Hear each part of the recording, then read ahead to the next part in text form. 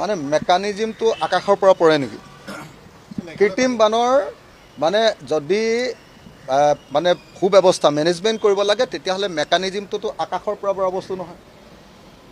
এই বিজেপি চৰকাৰে আকাশৰ পৰা পানী পৰি খেতি কৰিবলৈ দিয়ে। আকাশৰ পৰা পানী পৰিটো আৰু গুৱাহাটীৰ কৃত্ৰিম বানটো ভাল কৰি নিদিয়ে। আকাশৰ পৰা পানী পৰি কৃত্ৰিম বানটো হ'বহে, গতিকে মেকানিজমটো বনাব লাগিব চৰকাৰে। বিজেপি চৰকাৰে আজি 10 বছৰ শাসন কৰিলে, এতিয়ালৈকে মেকানিজম বনাব নোৱাৰে।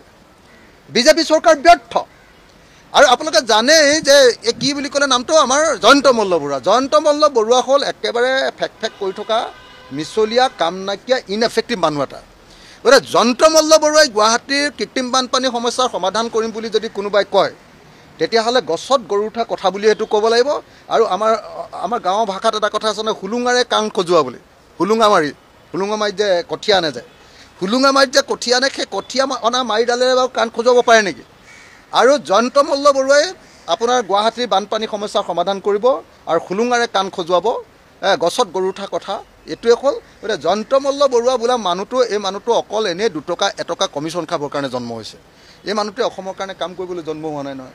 জয়ন্ত মল্ল বৰুৱাক যদি এইটো মন্ত্ৰী পাতি দিয়ে ক'ত পাৰিব? আগতে অশোক সিংঘালক দিছিলে, গোটেইগাল পইচা খাই শেষ। এইবাৰ জয়ন্ত মল্ল বৰুৱাক দিলে, অশোক সিংঘালৰ পইচা বেছি হোৱাৰ কাৰণে হিমন্তই ভয় খালে, এইটো হাতত বহুত পইচা গোট খাইছে। জয়ন্ত মল্লক অকণ পইচা গোট খাবলৈ দিছে। কৃত্ৰিম বানপানীৰ সমস্যা সমাধান কৰিবৰ কাৰণে এওঁলোকৰ কোনো প্লেনেই নাই। প্লেন থাকিলে মানে অলপ ভালকৈ ষ্টাডি কৰিব আৰু টেকনিকেলি কাম কৰিব। এনেকৈ মন্ত্ৰী এটা এনেই মটৰচাইকেলত ঘূৰি লৈ এক্টিং কৰি নুফুৰে নহয়। মন্ত্ৰীয়ে মটৰচাইকেলত ঘূৰি ফুৰিলে কৃত্ৰিম বানপানীৰ সমস্যাৰ সমাধান হ'ব। এইবোৰ ষ্টাণ্টবাজিৰ বাহিৰে বেলেগ একো নহয়। মানে মেকানিজমটো আকাশৰ পৰা পৰে নেকি? কৃত্ৰিম বানৰ মানে যদি মানে সুব্যৱস্থা মেনেজমেণ্ট কৰিব লাগে তেতিয়াহ'লে মেকানিজমটোতো আকাশৰ পৰা পৰা বস্তু নহয়। এই বিজেপি চৰকাৰে আকাশৰ পৰা পানী পৰি খেতি কৰিবলৈ দিয়ে।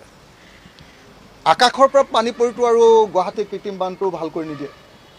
আকাশৰ পৰা পানী পৰি কৃত্ৰিম বানটো হ'বহে, গতিকে মেকানিজমটো বনাব লাগিব চৰকাৰে। বিজেপি চৰকাৰে আজি 10 বছৰ শাসন কৰিলে, এতিয়ালৈকে মেকানিজম বনাব নোৱাৰে। বিজেপি চৰকাৰ ব্যৰ্থ। আৰু আপোনালোকে জানেই যে এই কি বুলি ক'লে নামটো আমাৰ জয়ন্ত মল্ল বৰুৱা। জয়ন্ত মল্ল বৰুৱা হ'ল একেবাৰে ফেক কৰি থকা মিছলীয়া কাম নাইকিয়া ইনএফেক্টিভ মানুহ এটা। গতিকে জয়ন্ত মল্ল বৰুৱাই গুৱাহাটীৰ কৃত্ৰিম বানপানী সমস্যাৰ সমাধান কৰিম বুলি যদি কোনোবাই কয় তেতিয়াহ'লে গছত গৰু উঠা কথা বুলি সেইটো ক'ব লাগিব। আৰু আমাৰ গাঁৱৰ ভাষাত এটা কথা আছে নহয়, হুলুঙাৰে কাণ খজোৱা বুলি। হুলুঙা মাৰিত যে কঠীয়া আনে যায়, হুলুঙা মাৰিত যে কঠীয়া আনে, সেই কঠীয়া অনা মাৰিডালেৰে বাৰু কাণ খজুৱাব পাৰে নেকি? আৰু জয়ন্ত মল্ল বৰুৱাই আপোনাৰ গুৱাহাটীৰ বানপানী সমস্যাৰ সমাধান কৰিব আৰু হুলুঙাৰে কাণ খজুৱাব, গছত গৰু উঠা কথা এইটোৱে হ'ল। গতিকে জয়ন্ত মল্ল বৰুৱা বোলা এই মানুহটো অকল এনেই 2 টকা 1 টকা কমিশ্যন খাবৰ কাৰণে জন্ম হৈছে। এই মানুহটোৱে অসমৰ কাৰণে কাম কৰিবলৈ জন্ম হোৱা নাই নহয়।